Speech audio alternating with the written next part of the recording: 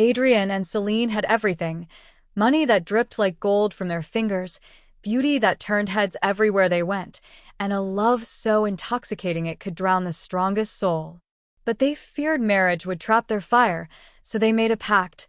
7 years, no vows, no children, just pleasure. To keep their passion wild, they created a dark ritual. Pick a young stranger, take them to a hotel, shower them with money, enjoy the night, and walk away clean.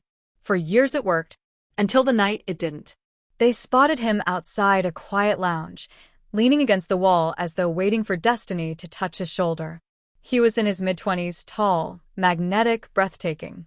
His eyes held a glow, calm but ancient, curious but unreadable. When Celine invited him, he didn't hesitate. "I've been expecting you," he said with a smile. That should have been their first warning. Inside their luxurious hotel suite, everything shimmered. The champagne, the candles, the air. Adrian placed a stack of crisp money in the young man's hand. "What's your name?" Celine asked. He looked up slowly. "Call me Leor." His voice was soft, too soft. And when he touched Celine's hand, Adrian felt a cold ripple crawl up his spine. They began their usual night of pleasure, drinking, laughing, drawing closer. But something was wrong. The lights flickered, though the generator was new. The air became colder despite the heater humming. And Leor did not blink. Not once. At some point he whispered, "You two love too deeply to share yourselves this way." Adrian froze. They hadn't told him anything about their pact. When Celine tried to touch him, Leor smiled. An eerie, knowing smile, and the entire room trembled. The wine glasses shattered without being touched. The curtains lifted as though underwater. Adrian grabbed Celine's hand, terrified. Leor simply sat back, relaxed.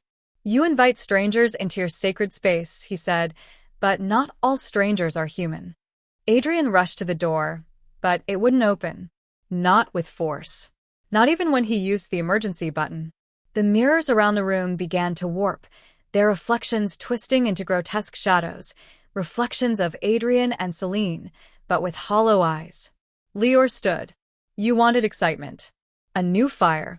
I am here to give it to you." His shadow stretched unnaturally across the floor, reaching toward them like fingers. Celine screamed as the shadow brushed her ankle. It felt like ice burning through her skin. Adrian threw himself in front of her, shaking. "Please, what do you want?" Leor tilted his head. "I want nothing. But you do. You want pleasure without boundaries, love without discipline, desire without consequences. Tonight, you will taste what you've been playing with." The lights went out completely. In the pitch black, they saw flashes of their past. Every stranger they ever brought in, every reckless night, every moment they allowed desire to overpower respect for their love. Celine sobbed. Adrian felt something pressing on his chest, forcing him to the ground. Leor's voice echoed invisibly. "In your search for thrill, you have cheapened what is sacred. Love is not a toy." Then silence. The room was normal again. The glasses were whole. The curtains were still. But Leor was gone.